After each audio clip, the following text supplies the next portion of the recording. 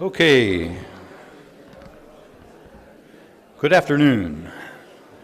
We're going to get ready to start the afternoon session now that lunch is over. I just wanted to make a couple of comments. One is a change to the schedule. So if you're planning to disappear to your room and come back for a particular speaker, you'll want to note this change. But we had a flight cancellation that has removed our 3:30 speaker, Jim Rohrer. So Kent Nilsson is moving up to that 3:30 time slot. And so if you want to just, if you wanted to make that note on your schedule, that will be good. The other thing is I wanted to make a quick, someone asked me during the break about the presentations, whether the presentations would be made available. And I wanted to tell you, if you were like me and kind of half awake when you picked up your name badge and there's a box at the registration table that you can put your business card in, and they will email you a link, and I think it will have a password that will allow you to have access to all the presentations. So again, if you're interested in the presentations, simply drop a business card in the box located at the registration table. I didn't see it when I picked up my badge, so thought I would make a plug for it if anyone else is interested. Okay, so to start the afternoon session, our first speaker is Dr. John Boyle. He is the Senior Director of Technology Development at Fuel Tech. And if you would, help me welcome John Boyle.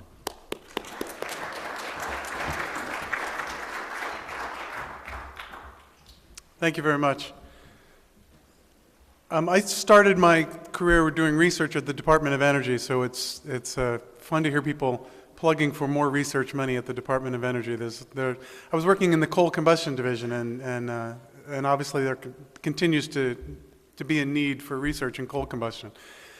What I'd like to talk to you today about is NOx reduction. I know we've talked a lot about CO2. I could do with a change of topic for a little while. So I'd like to tell you what we've been doing with our advanced SNCR NOx reduction on large utility boilers. We certainly did a lot of small utility boilers back in the day. We've been doing this for quite a while. And as we heard, a lot of those smaller units are being phased out, but there's still quite a potential for this type of process applied to large utility boilers. There's a few marketing slides here about Fuel Tech in general. I'll try to breeze through them very quickly.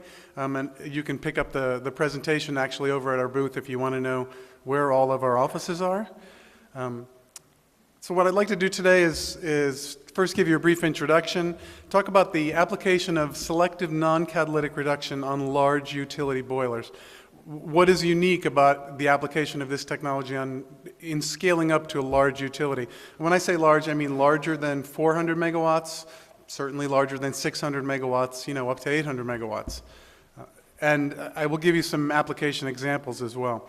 Then I'd like to introduce you to some of the advanced SNCR. These are controls advances, injection advances that we've been developing and continue to develop to keep SNCR relevant as the regulations change, especially on large boilers. And then I'd like to give you an example, a specific example of advanced SNCR applied to a large utility boiler. Again, if you want to see the company history, we've been doing this for a very long time, since the early 90s. There are little flash drives available over next door, and you can read the detail on this slide for yourself. We do both fuel chem and air pollution control. I've been primarily in the air pollution control side of our business, but the fuel chem side of the business is allowing a utility to burn a new type of coal and allowing a utility to improve unit efficiency, HCl, SO2 emissions, other things that are not driven by regulations and the kind of fun debate we had this morning, but are really a direct return on investment. But today I'm going to really be focusing on our air pollution control side and NOx reduction in particular. This is what a power plant looks like if you haven't seen one. All of our technologies are really centered on our ability to do three-dimensional analysis in computational fluid dynamics.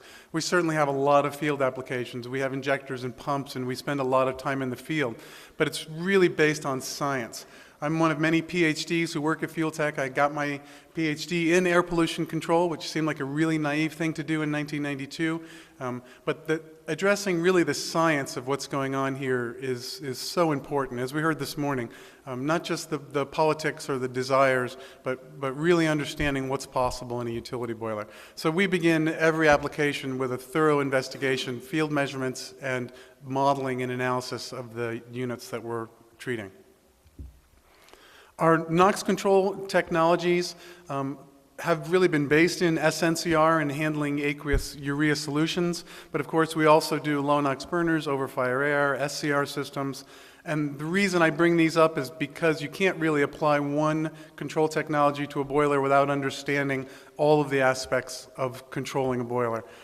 Certainly NOx reduction, I need to understand low-NOx burners and over-fire air, but I also need to understand your baghouse and your FGD and the type of coal you're burning today and whether it's a slagging furnace or not a slagging furnace. To really treat any one of your issues, I kind of need to understand all of them.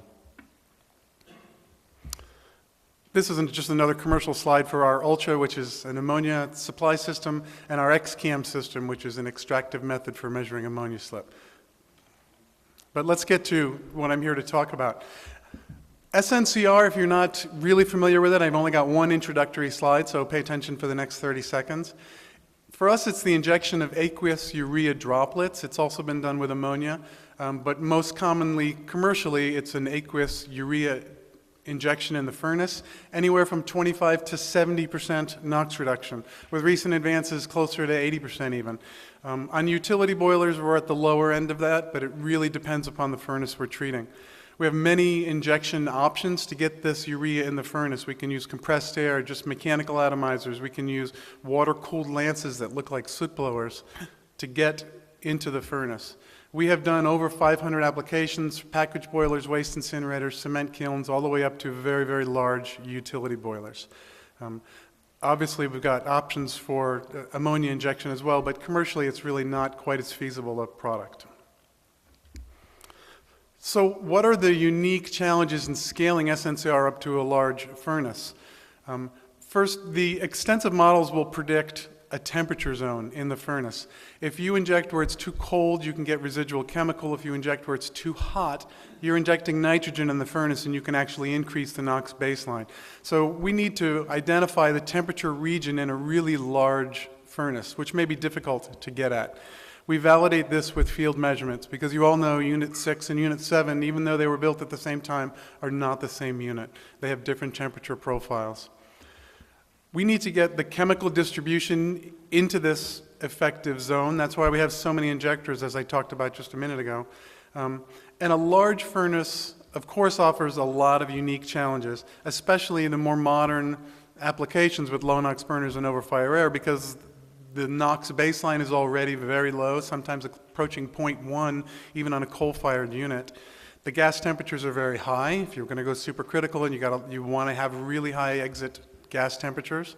And of course, it's got a huge cross-sectional area. I need to spray in a furnace that may be up to 100 feet wide and 40 feet deep. So we identify the temperature window using CFD modeling and our version of virtual reality, really look inside the furnace and see where the temperature window is. So here's an example of a temperature window in a very large utility boiler. The blue surface is the cold surface, the red surface is the hot surface. I need to spray in that zone there somewhere. And when the CO is 150 ppm, you see I've got lots of room on the front wall to inject and other areas in the upper furnace. But a small change in CO from 150 to 500 moves my temperature window into a region where I really need specialized injectors to treat this furnace. This is one of our specialized injectors. We call it the multiple nozzle lance. It's a water-cooled lance like a soot blower. In fact, it runs into the furnace on a retract mechanism that looks perhaps a lot like your soot blower retracts. I'll step back here. There are a number of injectors or injection nozzles along the surface of this lance, sometimes on both sides, sometimes just on one side. We've been running these for 15 years and haven't had any trouble in the furnace. We take safety of this particular injector as a very high priority, obviously. So our experience on units larger than 400 megawatts, I had to pick a number somewhere for what was considered large. We've been doing this since 1993. During that time, since 1993, when we first started and we did some applications at PSE&G and AEP and Southern Company and almost everybody who's been here, some of the baselines were as high as 1.6 pounds per million BTU, and getting NOx reduction was kind of fun. It was kind of easy. The baselines now are getting down to 0.2, 0.1, making that temperature window much more challenging to target. The low-NOx burners that almost everybody has, if you can put it in, or a low-NOx configuration of your tangentially fired unit, sometimes can cause elevated CO levels as well. And as we saw from those two slides, that can also become a challenge for targeting the temperature window. So the NOx emissions limits, of course, have also decreased. Yet our NOx reductions continue to average about 30% over this time, even as all of these things have changed. The actual NOx reduction that we get is more often driven by what the customer needs than by what is technically possible. Because as you get more advanced equipment and controls, it becomes more expensive. So we're really solving a customer need rather than going for maximum NOx reduction all the time. Here's just a quick historical slide. The blue line is the average controlled NOx over the years since about 2000 to the current time. And the red line is the total number of megawatts of these large utility boilers that we've done. And you can see we're up to about 30 gigawatts of units over 400 megawatts. Most of these individual units are actually over 600 megawatts where we've been doing this reduction. And you see the NOx has come down, the controlled values down close to 0.1. So I just got a couple of examples that I'd like to show you. This one is a 620 megawatt. It's firing PRB, turbo fired, and the baseline is already 0.21 when we come in the door. We started with a single wall of injection. We were able to get 25% NOx reduction on one unit, but only 13% NOx reduction on the other unit, even though they're identical units. There are slight temperature variations, there are slagging differences perhaps, there's certainly CO, the individual burners are different. And the performance, therefore, is highly dependent on not just the slag since when was the last soot blow, but also when was the last furnace outage? How long has it been since there's been slag removal on this furnace? And that was the case with these two furnaces. One had been in service a lot longer, and so the temperatures were different and the CO was different. So we went in with a more advanced system. You see these small green lines are the injection modeling of a multiple nozzle lance placed inside the convective pass that allowed us really to get right into the sweet spot of the target window for a higher CO, hotter temperature furnace. We also added a second zone of wall injectors, air-atomized wall injectors. And what we were able to achieve on both of these units is a 36% NOx reduction down to below 0.14 pound per million BTU. How these furnaces operate depend upon how long it's been since an outage. Actually, the two units have sort of switched in performance since we installed the systems, but we were still able to get 36% reduction. Just one relies more heavily on the MNL and the other on the wall injectors, and as the units season and go through outages, they'll swap around, and we just need to monitor the conditions in the furnace to really target the chemical where it needs to go. Obviously, there was an additional level of wall injectors you see here to target the very low load operation. There's certainly, with a utility boiler and SNCR, it becomes easier at lower loads. And we've treated units down to 25%, 30% of their rated capacity.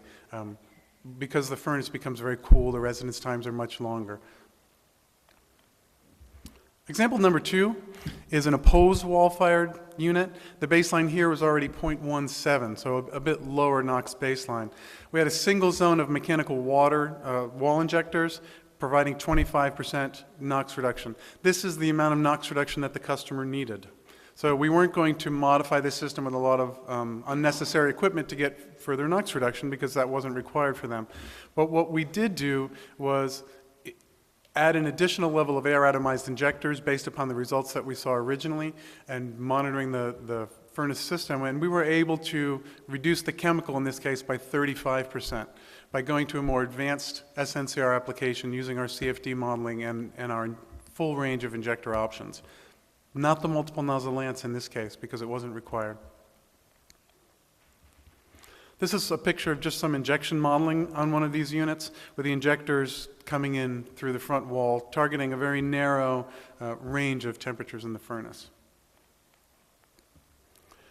Our experience on large utility boilers is really quite vast. We've done quite a few units, over 50 large coal-fired units.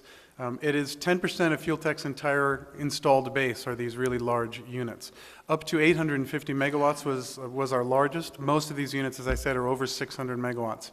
We've seen bituminous, lignite, subbituminous. We have applications in China that burn stuff that makes lignite look really great.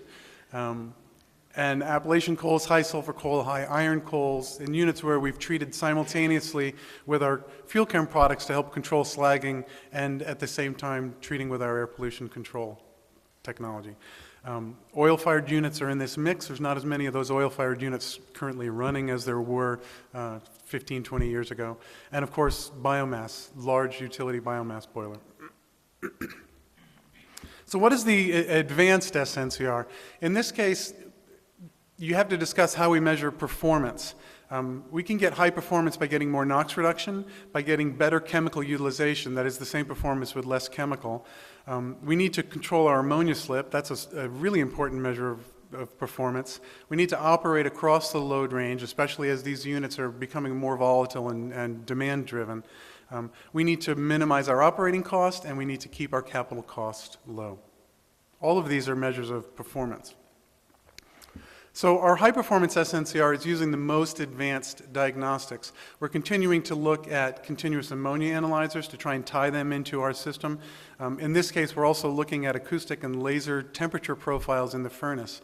As you saw from those earlier slides, the temperature window is key to what we do, and understanding the CO and the temperature profiles in the furnace on a real-time basis allows us to really target the best performance we can get. We have detailed injector control. We've used individual flow meters on each injector. We have solenoids that shut injectors on and off, and a suite of different injectors. And of course, the computer controls at this point are relatively easy to do whatever you can imagine. So we're taking advantage of that with a range of different injector types to get the best performance we can. This is just a little cartoon I did that shows how we would use a temperature profile, how we do use the temperature profile in a large utility furnace to help us control injection.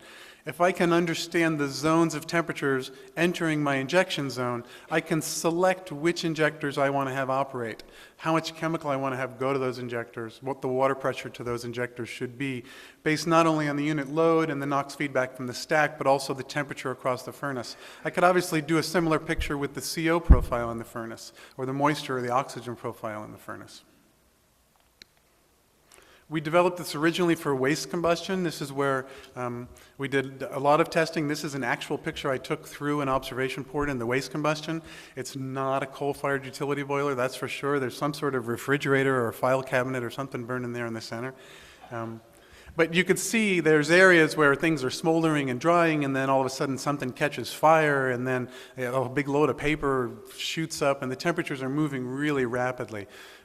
This was a great challenge to control, to get the best control. And we're able to get 70 to 80% NOx reduction on this type of unit because the temperatures are lower and there's lots of residence time.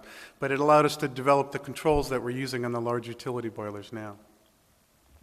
This is a profile of a utility furnace. This is a 600 megawatt, or larger than 600 megawatt utility furnace. And there's temperature variations that happen there as well, depending upon which mills are in service, front wall, rear wall, how the overfire air is penetrating. And we can use this data also to tune our injection. We have in service right now a number of demonstration trailers with all of the metering pumps, circulation modules, advanced controls to utilize the temperatures and do a demo. You see on the bottom left-hand side there, that's our Connex box that has all of this equipment that can be shipped and dropped down. And we have often done demos at utility boilers to show them what we can do from any baseline, from any CO condition, to prove to you that it will work at your facility. So we did this very thing. We did a demonstration on a large utility biomass application, larger than 600 megawatt biomass application. It blends fuels. It's mostly wood pellets, but it blends other types of biomass as well. And we used the temperature profile in this case to augment the controls. It is a utility boiler, so load is really the best indication of what's going on in the furnace. But we're also looking at the feedback of the NOx from the sims and the temperature in the furnace to determine our injection. We set the individual injector control for each level of injection based on these temperatures. We were able to improve the NOx reduction to above 30%, in some cases, in some blends, above 35% NOx reduction from baselines that really, if I do the quick translation, from 200 milligrams to 100 milligrams, talking about 0.15, 0.14 pound per million BTU, very low numbers, and we're able to get really still very significant NOx reduction on a large utility furnace. This is a demonstration, so there's no multiple nozzle lamps. We don't carry those around, but this was strictly wall injectors and the advanced control. So on a large utility SNCR application, we're getting towards the finish here.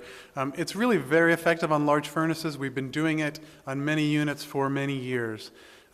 We have nearly 30 gigawatts of SNCR experience on these large units with an average NOx reduction of 30%. That was true when the baselines were 1 pound per million, and it's still true now when the baselines are below 0.2 and approaching 0.1. It's a sophisticated design and control. We look at every indication we can, and these boilers are becoming more and more measured. There's more diagnostics available, like temperature profiles, like infrared temperatures in the upper furnace, continuous ammonia measurements. Everything we can get to help us understand the furnace better, we can pull into our controls to make a really simple system that operates among all of the complexity of the possible things going on in the furnace. All we're doing is injecting urea in the furnace. So it takes pumps and circulating urea and some dilution water. It's a pretty simple system. But by really understanding what's going on inside that box all the time, we can really get the best performance. It's obviously a low capital cost solution because it is just that equipment. And we've guaranteed performance across the load range in whatever we do, including the utilities, the water, the chemical that's being used. It integrates well with other APC systems. Everybody's got low-NOx burners now. If you can do it, you have to do it. Even biomass units are using low-NOx burners. Everybody's got overfire air if they can on their furnace. So we're used to using all of these other systems in tandem with ours, including SCR reactors. We have an application, multiple applications actually, of using an SNCR before an SCR reactor. It can help the SCR reactor be smaller. It can help the SCR reactor towards the end of its lifetime when the ammonia slip starts to go out and it needs a lower NOx baseline. And it can also help the SCR in terms of just reducing the total catalyst volume so that when you have to replace the catalyst, it just costs less to do it. Not to mention low load. When you have to bypass your SCR, the SNCR is also there to do treatment at 30–40% if you need to go down to that low load range. SNCRs post-combustion, we don't really care what the fuel is. If it's hot enough to burn and make NOx, then there's a temperature window in there somewhere we can get it. The biomass fuels are really pretty simple compared to the cement industry and some of the waste products that we've been using. So that's what I've got to say. I hope you were happy for a break from CO2 emissions for a little while, and I'd be happy to take any questions you might have.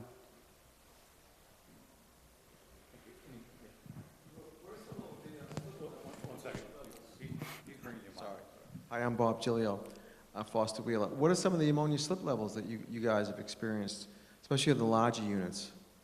On the larger units, it's really driven by the customer need. The 30% reduction, I would say, typically is held to less than 5 ppm ammonia slip. We've had applications where we've been asked to keep it below 2, and there are certainly low sulfur applications where we can go up to 10. Ammonia slip is really an issue. If you sell your ash, then sometimes 10 is too much, and you want to keep it down to 5. But if you've got a high sulfur coal or if you've got an SCR application, then you're going to have a lot of SO3. And then ammonia and SO3 can form ammonium bisulfate in the air heater. If you don't have an SCR or if you're not burning a high sulfur coal, 5 ppm is a very typical number that you can use. So that's our limit. So of course we're operating at less than that.